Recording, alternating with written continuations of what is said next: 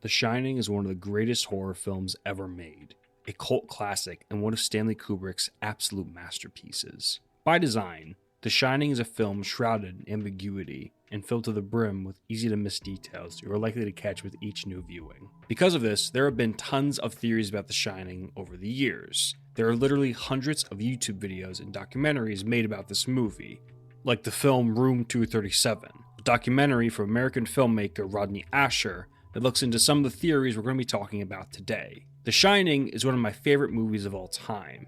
I've been wanting to talk about this film for a while now, and I thought making an iceberg would be a fun way to do it. If you're not familiar with the concept of video icebergs, then I'll just give you a quick rundown. The iceberg serves as a mean by which I can break down each theory using a kind of ranking system. The most well-known theories are at the top of the iceberg, while the more obscure ones are at the bottom. There are 5 levels in total here. Like I said earlier, there are a lot of theories about The Shining. The only theories I'm going to be talking about in this video are the ones that actually talk about the movie and what's in it. So theories like The Shining and Frozen take place in the same universe, or The Shining and M. Night Shyamalan's The Sixth Sense take place in the same universe, don't make the cut, because those aren't actually talking about any deeper meanings or hidden messages in the movie. They're just pure speculation. I also combined a couple of theories together. A few of them were just a little derivative of each other. Before we get started, I should mention that there was a sequel to The Shining that came out back in 2019 called Dr. Sleep.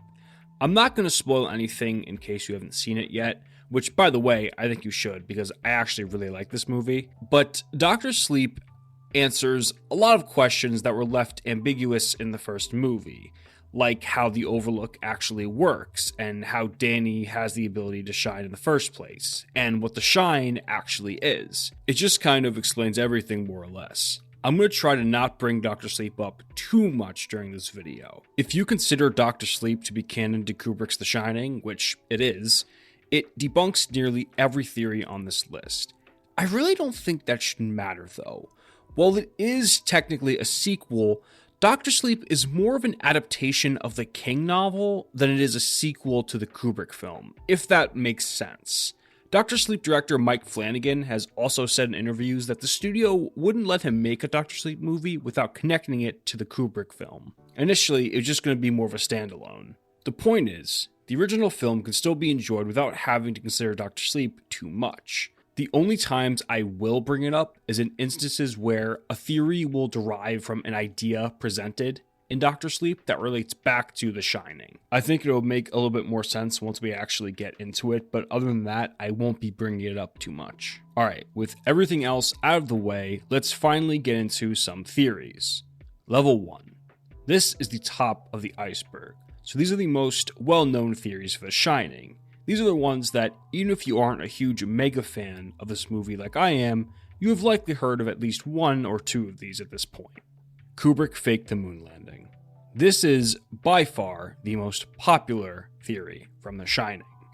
This theory says that Stanley Kubrick actually helped NASA stage the Apollo 11 moon landing, and The Shining is Kubrick's admission or confession to the world that the moon landing was faked. So, how did this start exactly? Well, to accept any of the evidence of this theory, you need to believe the moon landing was fake, which I don't, and 2, you need to believe that Kubrick helped stage the moon landing, which I also don't. So how did this start? Where did people possibly get the idea that Kubrick staged the moon landing? Well, the theory goes that because 2001: A Space Odyssey came out a few months before the moon landing occurred, NASA knew that Kubrick would have the props and sets to fake something like that. So there's a story that at some point in 68 or 69, Kubrick had a meeting with Donald Rumsfeld and Henry Kissinger in the UK. For those who don't know who those guys are, Donald Rumsfeld and Henry Kissinger both worked for the Nixon administration during the late 60s and early 70s. Rumsfeld was Nixon's counselor, and later he became the White House Chief of Staff and ambassador to the UN. Kissinger was the U.S. National Security Advisor under Nixon, and he eventually became the U.S. Secretary of State under Nixon and then Gerald Ford. So, the two meet with Kubrick in the UK, and apparently they asked him or tricked him into staging the moon landing. Now, that's all just speculation. I don't really think there's any actual evidence that Kubrick ever met up with those guys in the UK. It might just be a case of he said, she said. So what is the evidence that The Shining could possibly point to the film being some kind of confession from Kubrick about the moon landing? Well, at one point in the movie, Danny wears a sweater with the Apollo 11 spacecraft on it.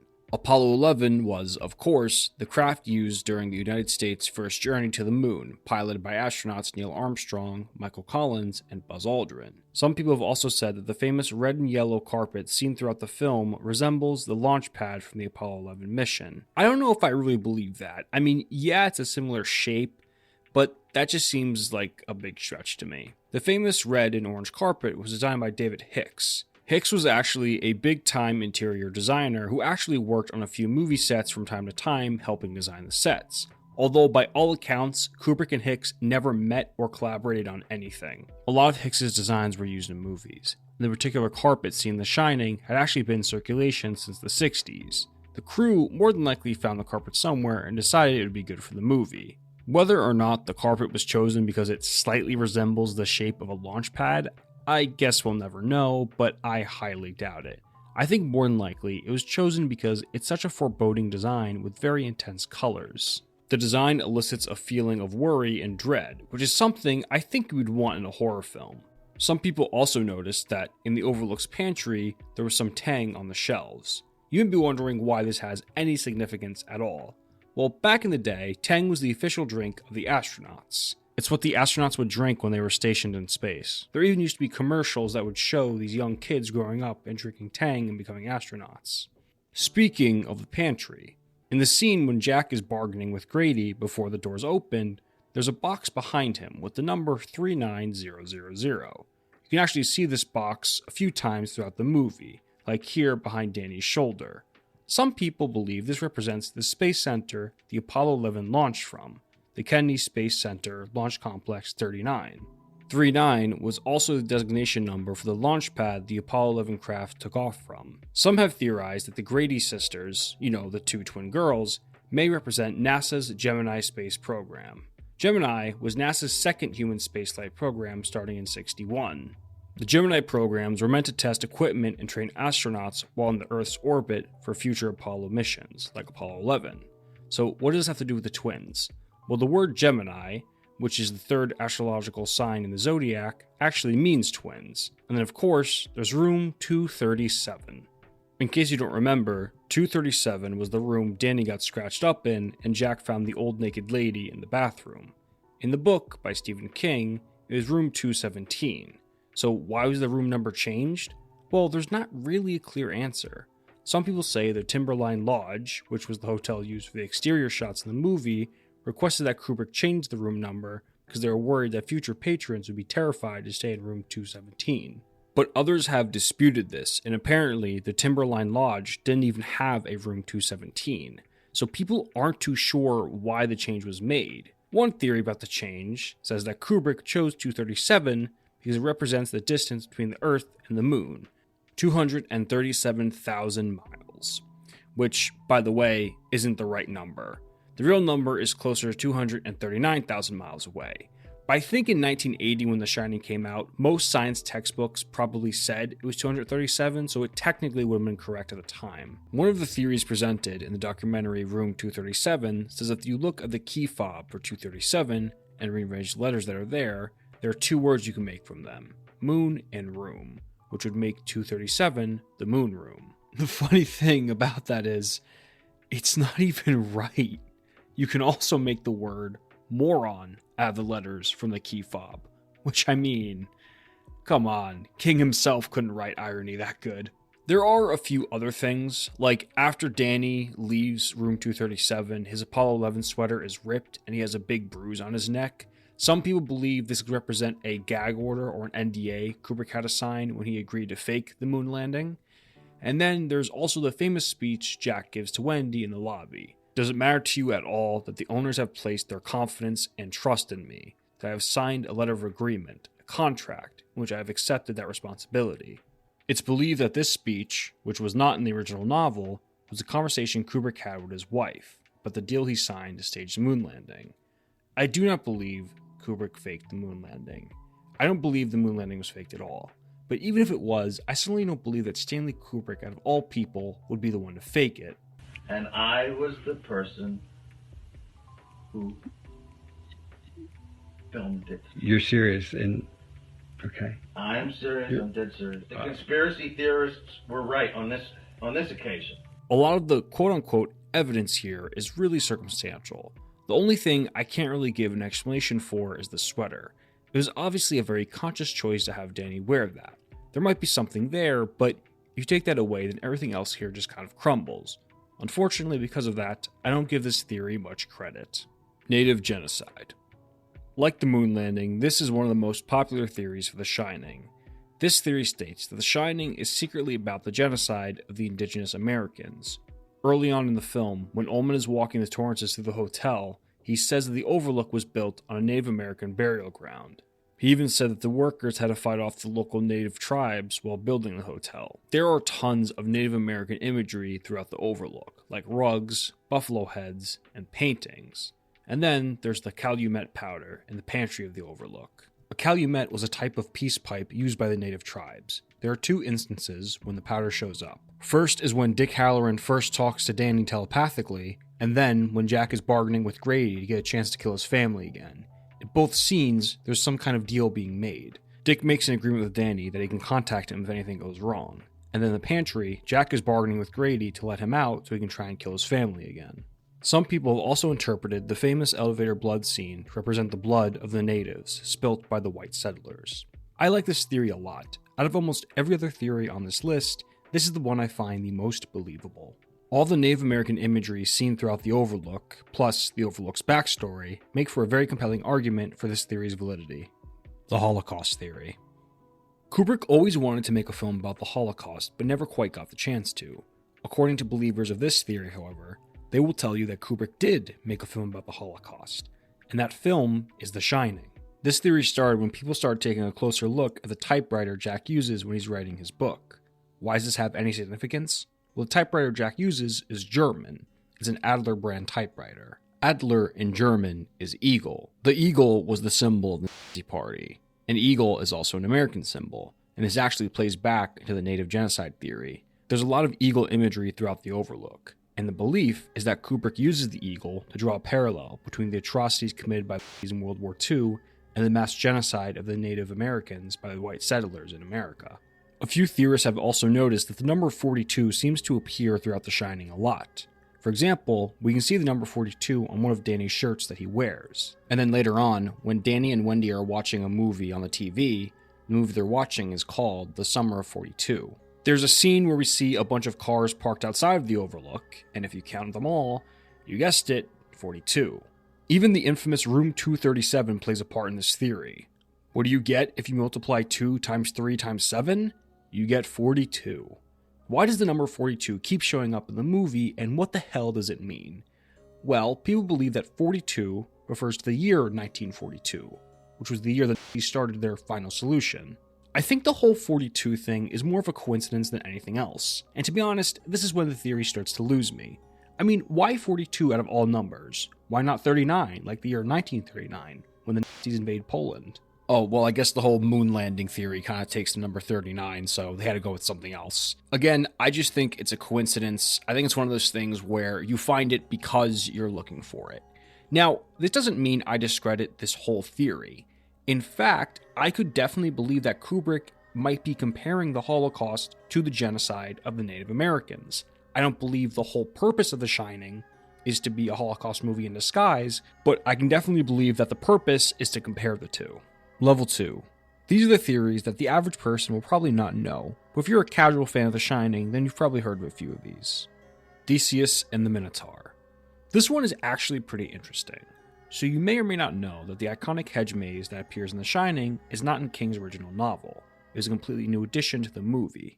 It's believed by some that the inclusion of the hedge maze maybe have been inspired by the legend of the Minotaur and Theseus. In this legend, Theseus must traverse a maze-like labyrinth to kill the Minotaur and save Ariadne, Minos' daughter.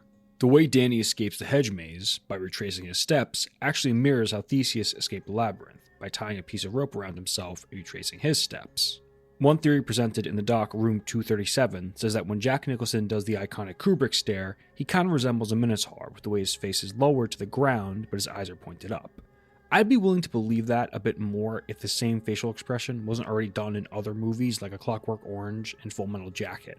There's a reason why it's called the Kubrick stare. And then there's the Monarch skiing poster. This poster is actually in a couple of theories we're going to be talking about after this. Why is this poster so significant? Well, technically, it shouldn't exist. In the hotel, I mean. Ullman tells Jack that there is no skiing in those mountains, so why would there be a skiing poster in the hotel? Well, if you take a closer look at the poster, it shows a man kind of kneeling down and skiing down a mountain. The proportions of this poster are all off. It appears that the man has a huge torso and small legs, like a minotaur. The word monarch also appears on the poster. In Greek mythology, the minotaur is of royal blood, so the monarch could be referring to the minotaur. Now, just to make it clear, I don't believe the whole point of The Shining is to serve as a modern-day retelling of the myth of the Minotaur, but I do believe that the inclusion of the hedge maze could have definitely been inspired by it. The Overlook is hell. The next theory up on the list suggests that the Overlook Hotel is either a portal to hell or even hell itself. The Overlook doesn't make sense. I mean, the actual layout of the hotel does not make any sense whatsoever. The hotel itself is as much of a labyrinth as the hedge maze is out front. To give you an example, in the scene when Jack meets Ullman in his office for the first time, there's a giant foreboding window in the back. But this isn't possible, because Ullman's office is in the middle of the Overlook. In fact, there's a scene later on when Wendy is running down the hallway adjacent to Ullman's office, and there's clearly no window there. Kubrick did this on purpose to make the Overlook feel disjointed and confusing to the viewer. There are also a few hints throughout the film that may suggest that Jack is actually dead and the Overlook is his hell. For example, when he's talking to Ullman early on in the movie, and he says that it feels as if he's been at the Overlook before. And then a lot later, when Grady talks to Jack, he tells him that he's always been the caretaker here. This could explain the ending of The Shining. We see Jack in the picture of the Overlook's July 4th party in 1921. The theory says that Jack died in the year 1921, and he's been reliving the last winter of his life over and over again in an endless loop. A lot of people have also noticed that Jack's hand placement in the picture resembles that of Baphomet. This could hint at the fact that Jack's soul is in hell. There's also a couple continuity errors throughout the film, like disappearing chairs and moving furniture, that people believe is a hint that something's off about the Overlook. I'm going to talk a little bit more about this in depth in another theory, but I'm going to be honest and just tell you that I'm not one of those people that believe every single little thing in The Shining means everything, and that Kubrick was a metahuman that was incapable of making any mistakes in his movies. So, if the evidence for a theory has anything to do with any possible continuity errors in the movie, I don't really buy into it. Another version of this theory says that Jack may have signed a deal with the devil when he agreed to look after the Overlook. This brings us back to Jack's monologue to Wendy when he's talking about what it means to sign a contract and make a deal. Maybe the deal Jack is talking about here is one he made with the devil. I have a hard time believing that the entirety of the hotel is hell itself. However, there is truth about Jack being a reincarnation of the former caretaker. In fact, this is, to my knowledge, the only theory that Stanley Kubrick himself has confirmed, so it's a fact that at least that part of the theory is true. The Overlook is a CIA experiment. This theory states that the Overlook is not haunted at all, but instead is a mind control experiment conducted by the CIA, and the Torrances are their test subjects. Just like the Minotaur and Theseus theory, this one starts with the Monarch skiing poster. Monarch was the code name for the CIA's MK-Ultra program. During the Cold War, MK-Ultra was a program created to test advanced interrogation and mind control techniques on US citizens for use against Soviet spies.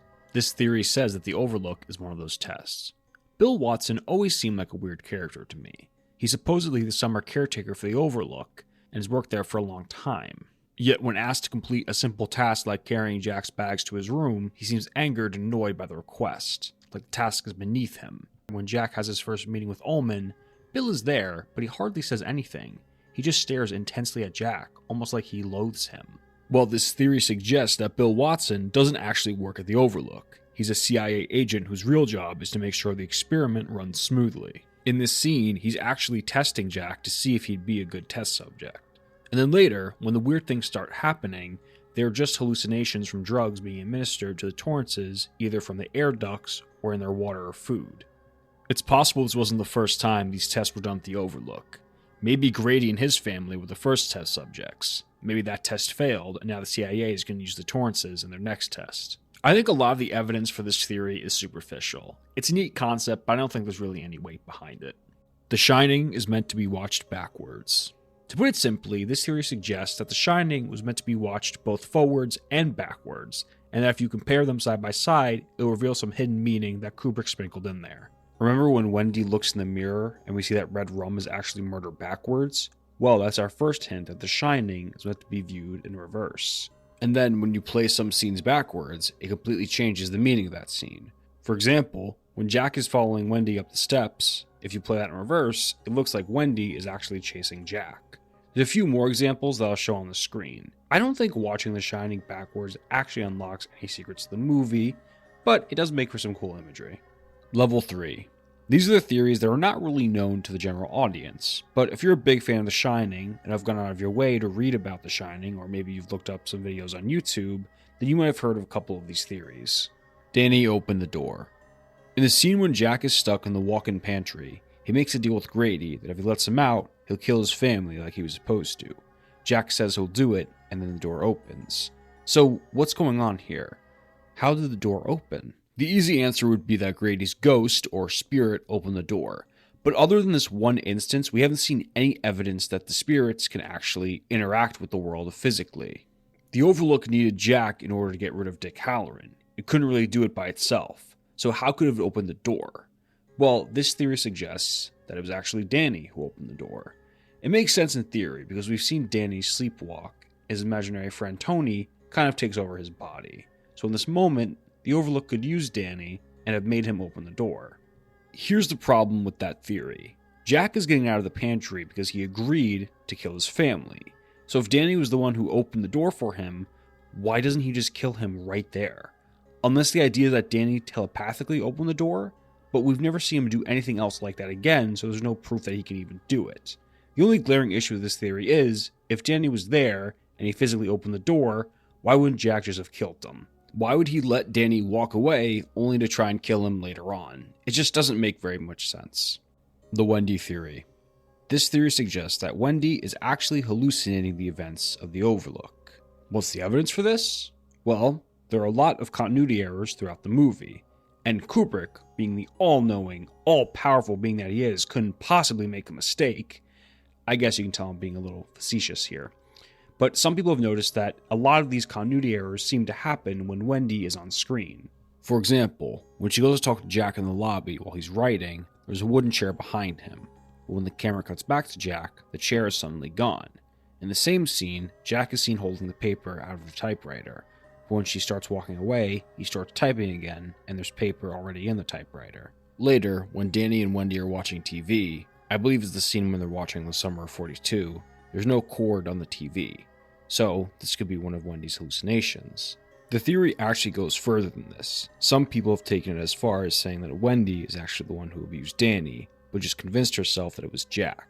When Jack tells Ullman in his office, after Ullman tells him about the fate of the Grady family, Jack mentions that Wendy has a love for horror stories. It's possible that her love of horror may have helped fuel her hallucinations throughout the hotel. Now here's my problem. The entire backbone of this theory is that Kubrick could make no mistakes, and every single error in The Shining must have had some hidden meaning. Look, Kubrick was a perfectionist, but he wasn't Superman. The man made mistakes. There are videos on YouTube that have counted some other continuity errors that have been found in some of other Kubrick's films.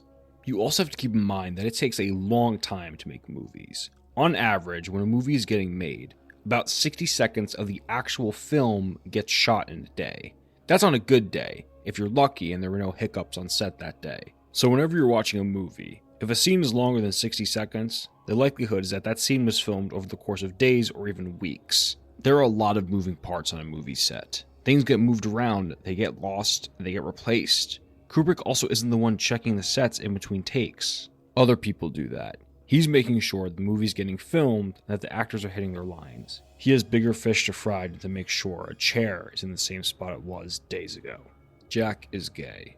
This theory started when some people noticed a weird detail early on in the film. It's in the scene when Ullman and Watson meet Jack in the lobby of the Overlook. Some keen-eyed viewers noticed that Jack is reading a Playgirl magazine. For those that don't know, Playgirl was the sister magazine of Playboy. Instead of erotic nude pictures of girls, Playgirl featured erotic nude pictures of men. Playgirl was catered specifically for straight women and gay men. So why the hell would the Overlook have this just laying around in the lobby in the first place? Well, I don't really have an answer for you there. I mean, to be fair, Playboy and Playgirl aren't just naked pictures front to back. There are actually articles in them too. Still, an odd choice to have out in a hotel lobby. After this discovery, some wondered if there could possibly be a deeper meaning here. Maybe Jack's alcoholism may represent his underlying feelings of homosexuality. This theory could possibly give context to the strange bear costume scene that so many people have debated about for years. Maybe this scene represents a time when Wendy saw Jack committing a sexual act with another man. Now, to be fair, I do know this is actually a little nod to the novel. In the book version of The Shining, there's a subplot where a man in a dog costume and the former owner of the Overlook get into a secret homosexual relationship. Though, considering how different the film and the book are, and the fact that Kubrick had no care whatsoever to create a faithful adaptation of King's novel, I kind of doubt that's what he was going for here. We're going to actually be talking about this in the next theory as well, so maybe there's some meaning there. Outside of the hotel itself, Kubrick's portrayal of the world in The Shining is incredibly heterocentric. In Dick Halloran's room, for example, there are several paintings that show nude women. And then in the scene at the snowmobile rental shop, we see a man flipping through a pin-up calendar. If this theory is true, then Jack will be an outcast in this world. This changes, however, when Jack gets the Overlook.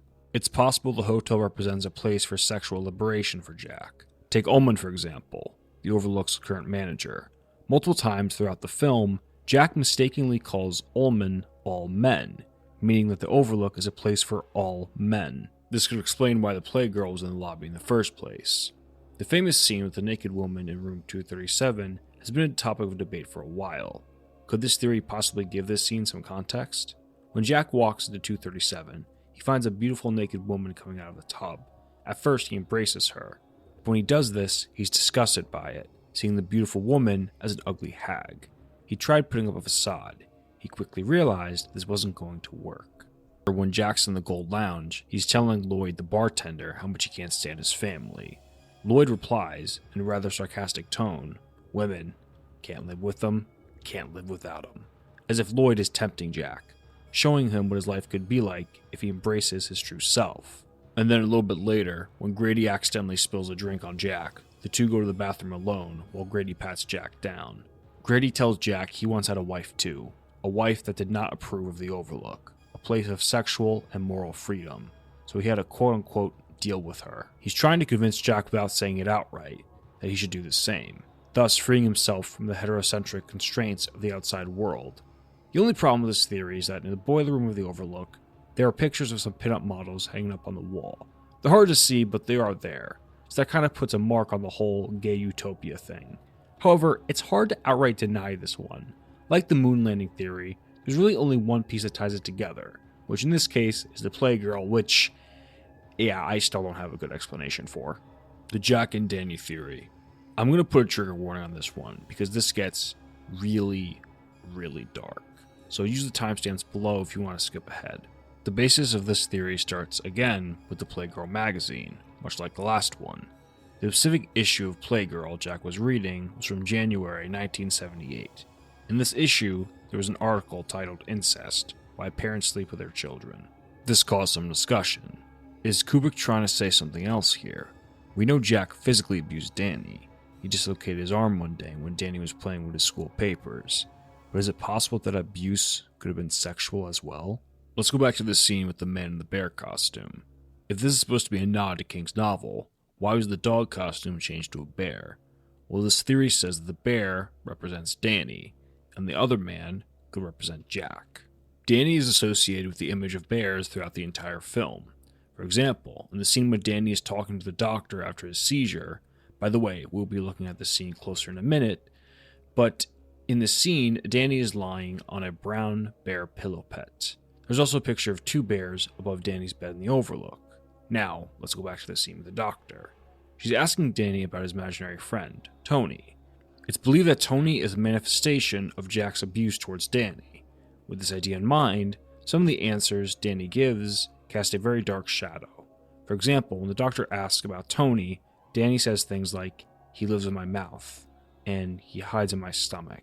And when the doctor asks if Tony ever tells Danny to do things, Danny clams up and says he doesn't want to talk about Tony anymore. The way Danny lies on the bed is a bit odd too. He's not wearing any pants and his hands are covering his crotch. Later on, when Wendy and Jack talk about all the injuries Danny sustained after going to room 237, the way Jack talks about Danny here, it sounds like how abusive parents will kind of lie about their involvement in their kids' abuse.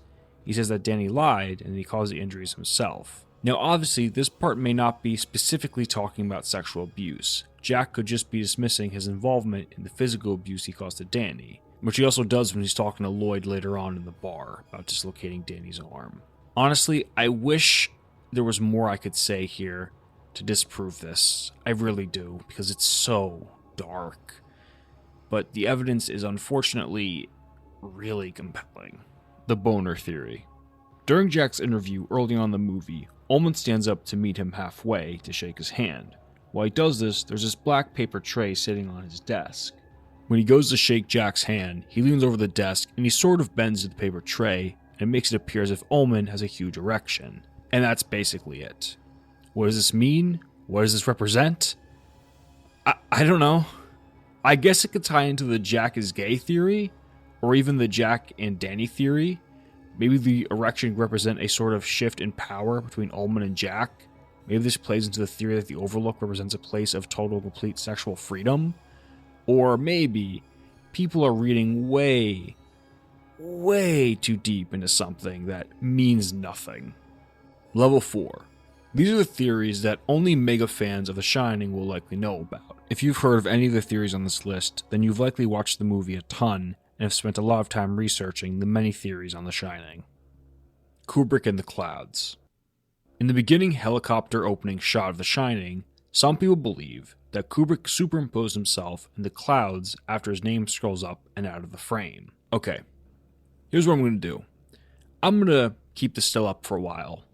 I just want you to look into the clouds and try and see where you can find Kubrick. Just gonna give you a minute there. Having trouble?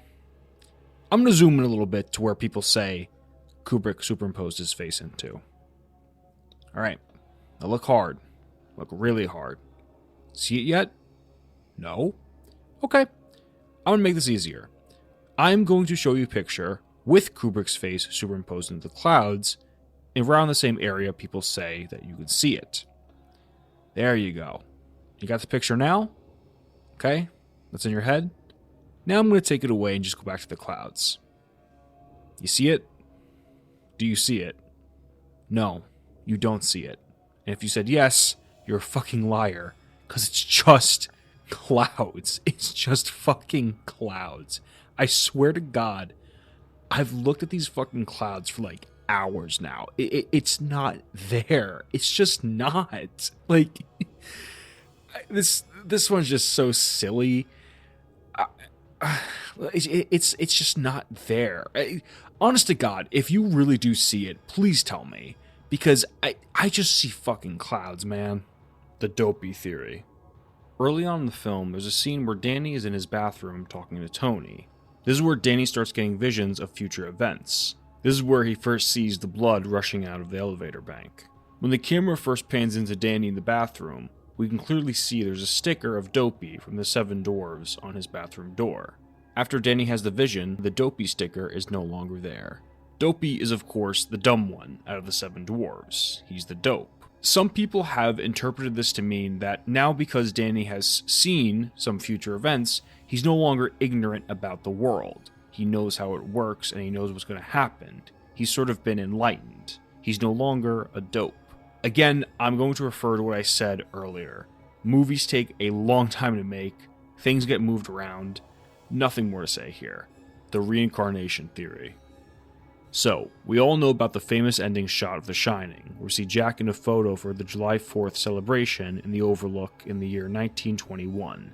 This is one of the most debated scenes in the whole movie. We already talked about his hand positioning in the photo in the Hell theory. In a sense, this and the Hell theory are sort of similar, but the Hell theory stated that Jack died in 1921 and was reliving the last year of his life over and over again.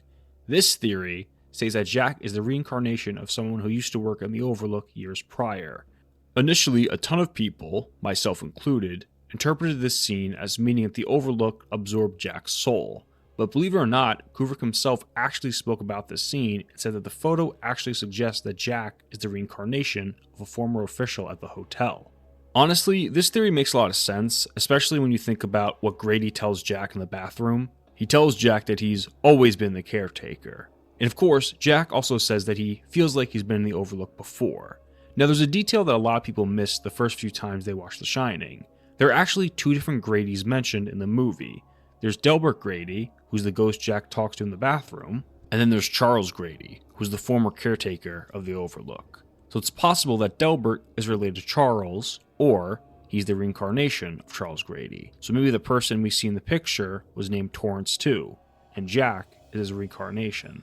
Again, fair warning, this theory is going to spoil some things in Dr. Sleep, so I'm going to leave a timestamp up on the screen, and you can also use the description down below to skip forward if you do not want to hear them. All the Torrances could shine.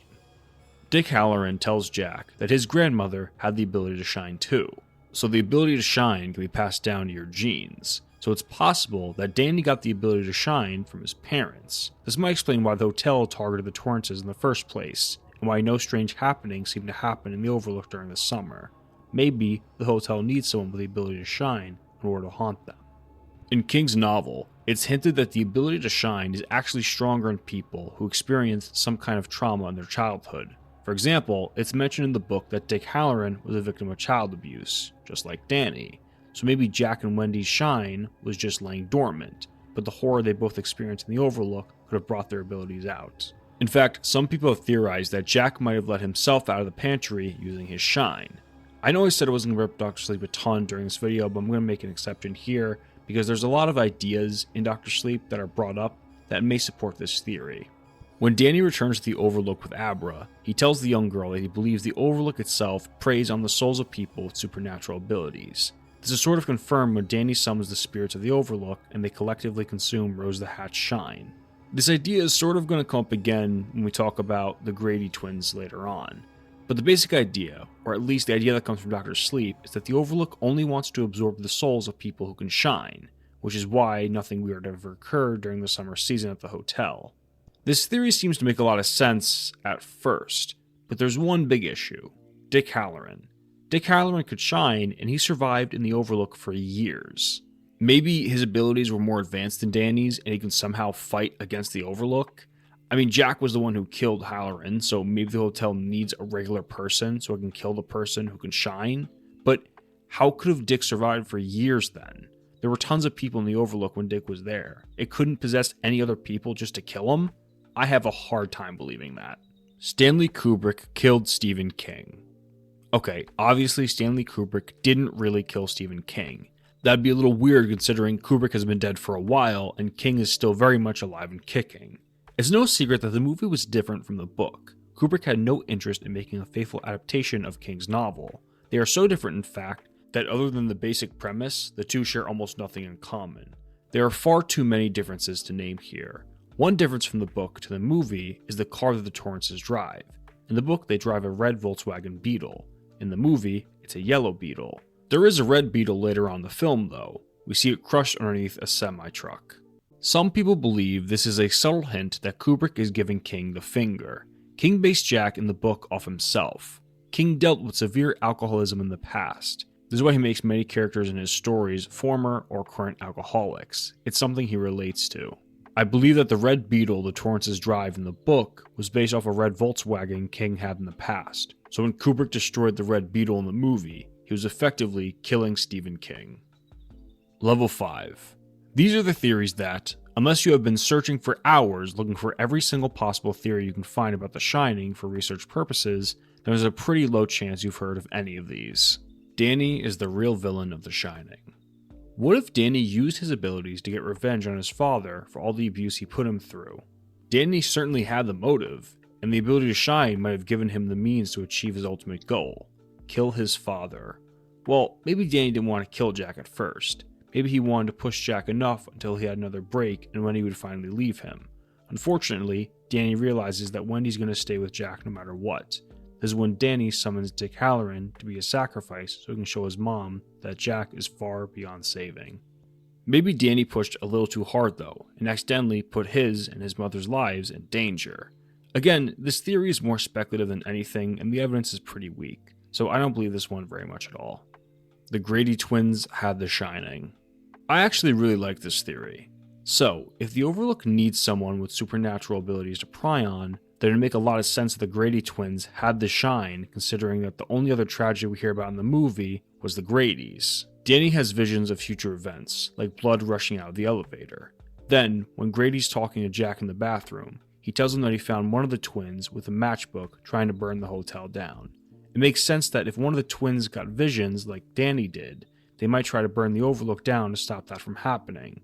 If the hotel wants Danny's shine, then it makes sense that it would try to use Jack to kill Danny. It makes even more sense that the hotel did the same thing with Grady. And if Jack had been successful in killing Wendy and Danny, he likely would have killed himself like Grady did.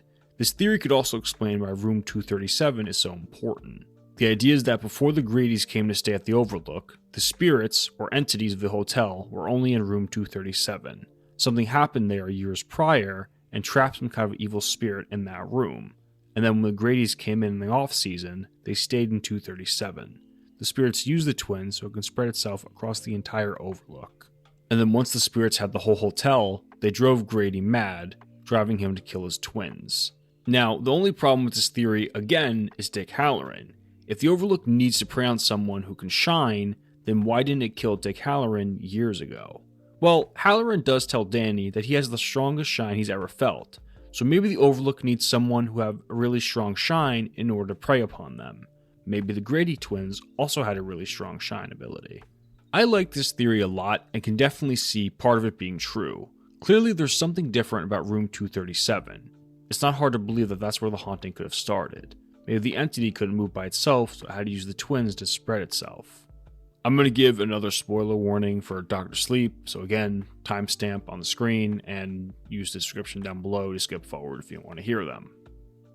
Lloyd the bartender is Jack's father. Okay, so later on in the movie, when Danny goes back to the Overlook, he goes to the bar, where he sees that Jack is now the bartender. Danny knows this is his dad and tries to talk to him about what happened years prior. Jack ignores him and acts like he is Lloyd from the first movie. This theory suggesting that whoever goes to the Overlook's bar, Lloyd will always be that person's father. So in the original movie, Lloyd is actually Jack's father. Now, the seemingly one glaring issue here is that Jack never acknowledges that Lloyd is his dad. This doesn't necessarily disprove this theory though.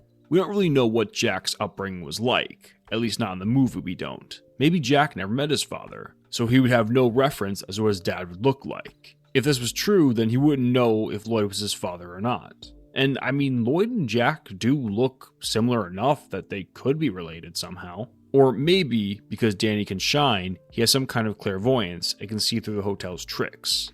I know I said Dr. Sleep shouldn't matter when talking about The Shining, and I still stand by that. But if you do consider Dr. Sleep to be canonical, then I think this is a pretty interesting theory. Jack's novel.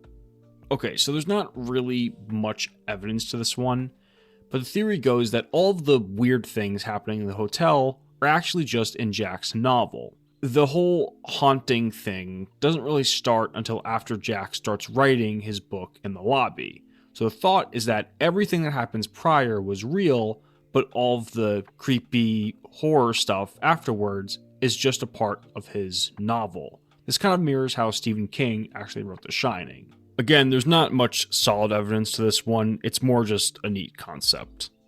Grady's wife in the elevator. Like the Kubrick and the Clouds theory, this one relies on some people noticing something that others don't. Unlike the Kubrick and the Clouds theory, however, I actually do see what people are talking about here. In the scene when the elevator doors open and all the blood comes rushing out, you can see something kind of solid moving throughout the blood. To be honest, it's kind of hard to see, but if you rewind this scene a few times, you do start seeing something kind of solid looking moving through the blood. This theory suggests that this solid thing might be the body of Grady's wife. Now, to be fair, there isn't much specific evidence that could point to this being Grady's wife. I mean, we do know he murdered her in the hotel, so it's not impossible he killed her in the elevator, but we can't really confirm it either. And that officially brings us to the end of the Shining Iceberg.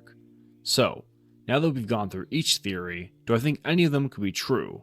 Did we discover some secret message in The Shining or uncover some deep state government conspiracy? Maybe, but probably not. Here's the thing.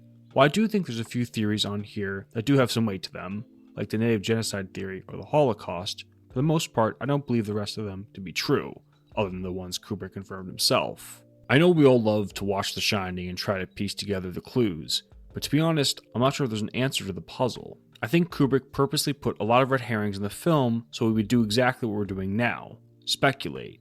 I don't think there is an answer for a lot of things in the movies, like the Playgirl magazine or the Apollo 11 sweater, but I do think Kubrick wanted us to go down that rabbit hole nonetheless and try and find an answer. Barry Lyndon is a very well-made movie. The cinematography is fantastic and the costume design is incredible, but it's also a very long and very boring movie. I think even Kubrick was bored with it. I think for his next film, he wanted to try something different. Kubrick was an experimental filmmaker. 2001: A Space Odyssey was a huge experiment, one that saw immediate success and garnered praise from fans and critics alike. I think The Shining was an experiment too, but it's easy to forget that The Shining was a failure when it first came out. It was a box office bomb and was universally panned by all critics. It got Kubrick the Razzie nod for the worst director of the year at the mock award show, the Razzies. It wasn't until the last couple of years that The Shining became a cult classic, and it's because of this. It's because we keep watching and making theories about it.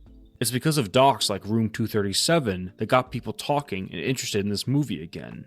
It's because of the countless videos and posts online about The Shining that brought it back to the spotlight. So in that sense, the experiment was a huge success. I just don't think Kubrick ever got to see that. But I believe right now, we are doing exactly what he wanted. I'd like to give a big shout out to Ismael Valerius, Nathan L. Garcia, Jason Coward, Funny Little Man, Carl Anderson, Stephen Jordan, Ellen Rosennow, Carelessness is the Enemy, Onyx, Trotton King, Kieran Dow, Seth, Karskel Golden, Tyler Kruzik, Anthony Ferrara, Karen Ferrara, Alexandra Gospudin, Smokin' Void, and Sidio Troy. No, go easy on the wee one. His father's gonna go crazy and chop them all into haggis. What's haggis? Boy, you read my thoughts. You've got the shinin'. You mean shining? Shh, you wanna get sued?